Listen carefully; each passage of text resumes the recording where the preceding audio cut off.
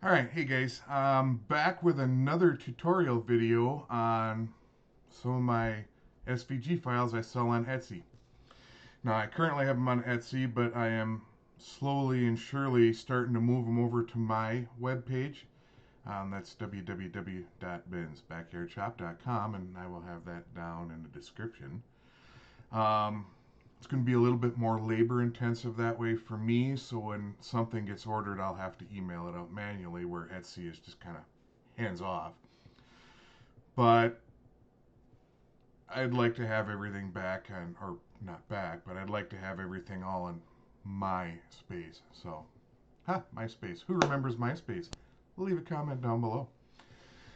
The first, well, we're only going to do one today, so there is no first. The one we're going to do today is the U.S. Navy Chaplain Corps Flag Union. This one looks pretty daunting, but it's actually really simple. The hardest part is actually selecting the pieces you want to use. So there are 3 Vcarve toolpaths to it, and there's a reason why, and I'll show you what happens if you don't. It's not bad, it's just my preference is different. Um, let's just get into it. Let me switch some things up here. So, okay, we've got the file up.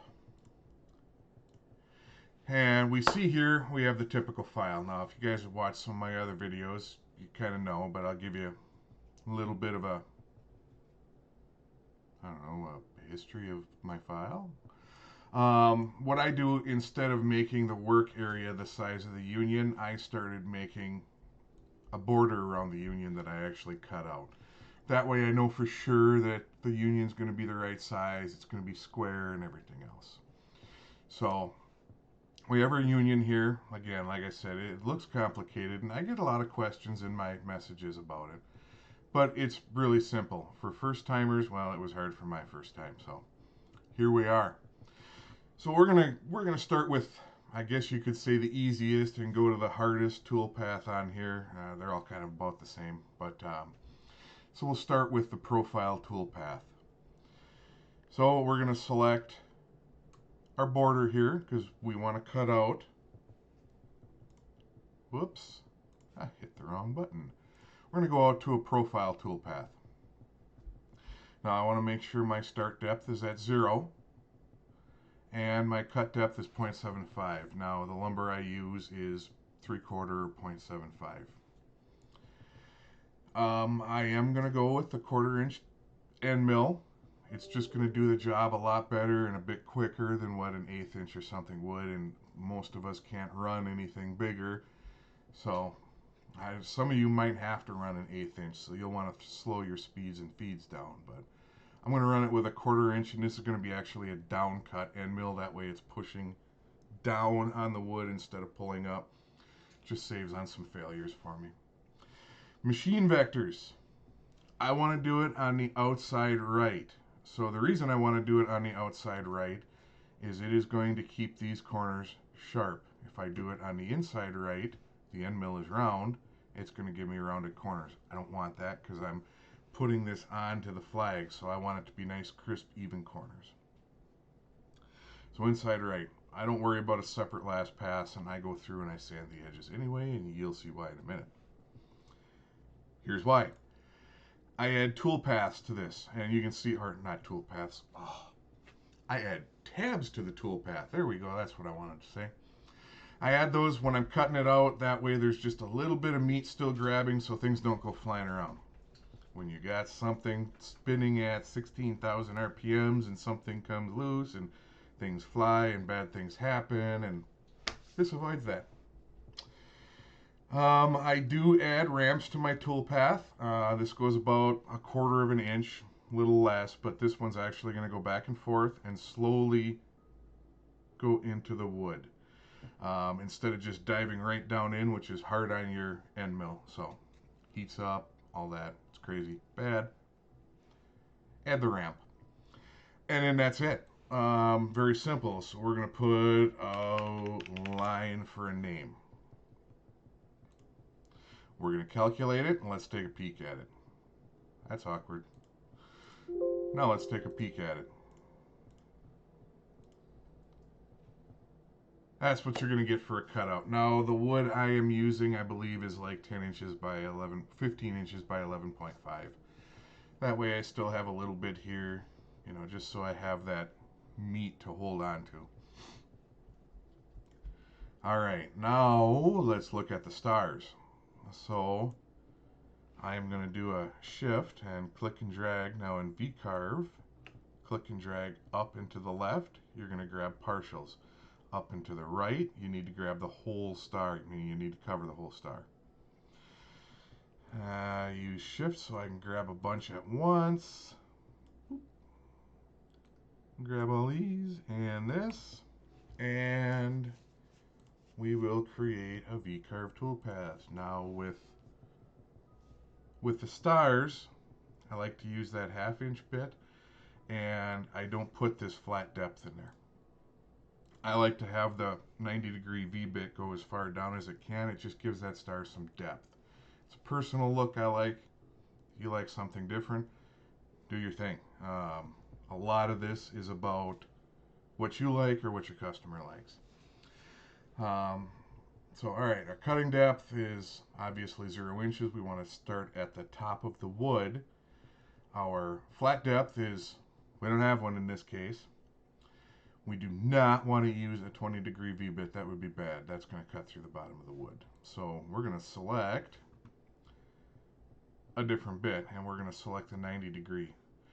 Now, I just installed the new software, and I forgot I haven't loaded in my tool database. So we're kind of using their generics, but the V-bit is one I use, and I did create this this V-bit right here today. So we're going to select that V-bit. We don't need clearance on this. This is going to be pretty quick, pretty painless. There's really nothing else you have to worry about on this part of it. We are going to name it because we forget. And we'll just take a visible look. There's our stars, and you kind of see that I just like this look of it. It's got depth, and I like it. You may not. You may like the bottom better, flat bottom better, but this is an option out there.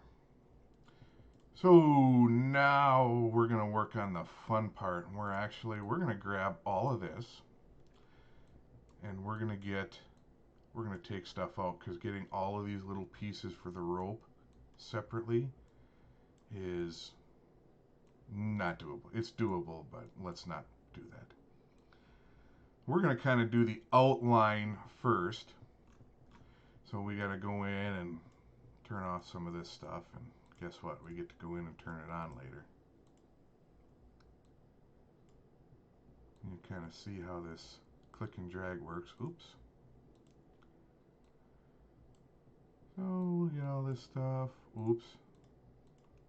This is probably the hardest part of this process for this file, is getting all this little detail clicked and right. Oops. Missed one. Alright, there we go.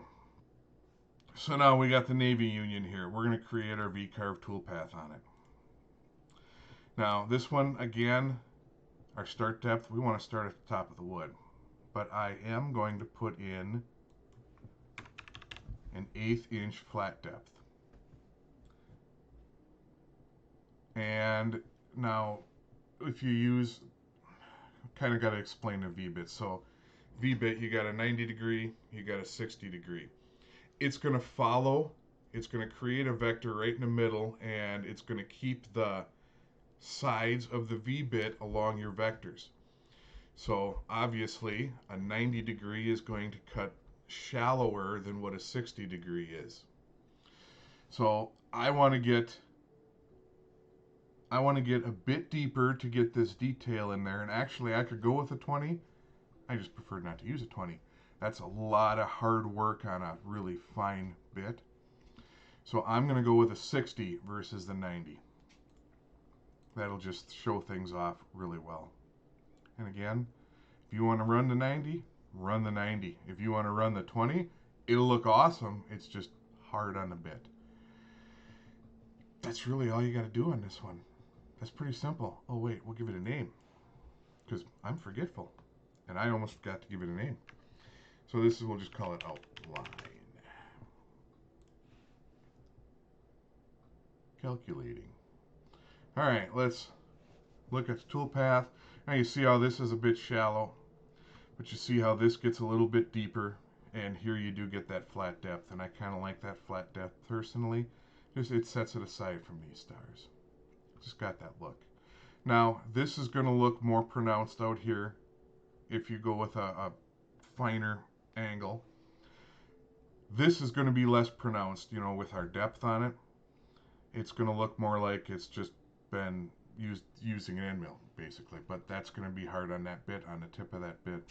So that's what I went with here. Now we'll do the harder one, just because it's got a bunch of stuff that we gotta... Oh, I did it really good that time. Select. It's actually not going to be too bad.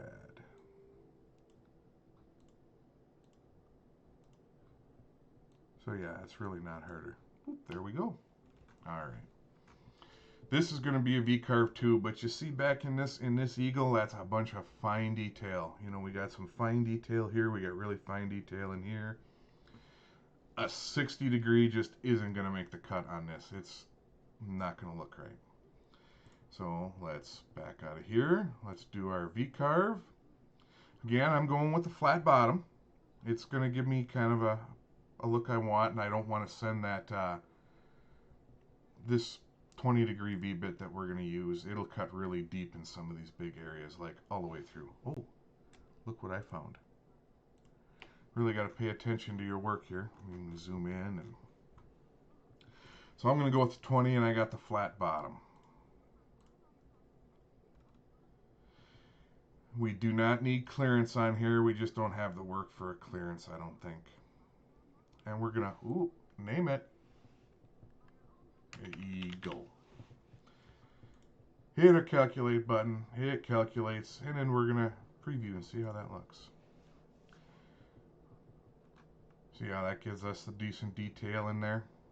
Now you could have selected this whole thing and just done it with a 90, or I'm sorry, a 20. It takes about 10 minutes longer to do it that way. Again, hard on the equipment. This gets a really nice look. It gets this fine detail in here, gets the fine detail up here. Looks really good. Matter of fact, hey, I have another idea.